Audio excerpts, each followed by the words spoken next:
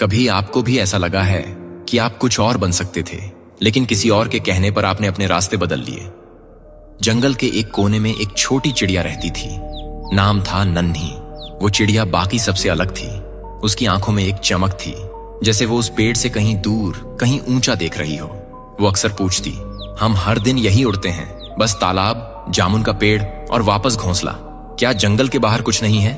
उसके झुंड की बुजुर्ग चिड़िया बोली, बाहर की दुनिया आसान नहीं है नन्ही। वहां शिकारी हैं जो सिर्फ पंख नहीं, सपने तोड़ देते हैं। और कई बार अकेलापन इतना गहरा होता है कि अपनी ही आवाज डराने लगती है। बंदर ने हंसकर कहा, इतना सोचती क्यों है? उड़ तो सकती है, लेकिन क्या लौट भी पाएगी?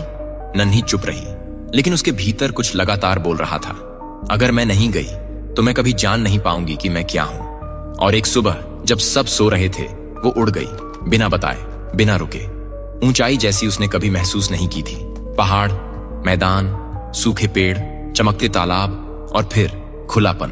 ना कोई सीमा, ना कोई झुंड, बस हवा और वो। लेकिन कुछ ही घंटों में थकान, डर, अकेलापन घेरने लगे।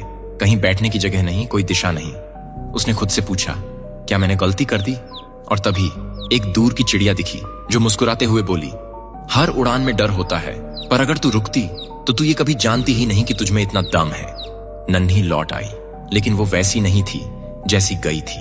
उसके पंखों में अब उड़ान से ज्यादा विश्वास था।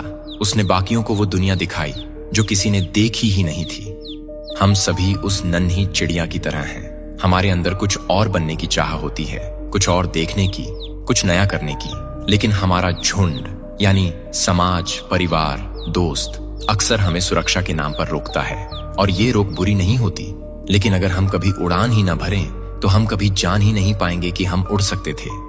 जो डर से बाहर निकलता है वही असली दुनिया देखता है, और जो लौटता है वो सिर्फ अपने लिए नहीं, बल्कि सबको नई सोच देने के लिए लौटता है।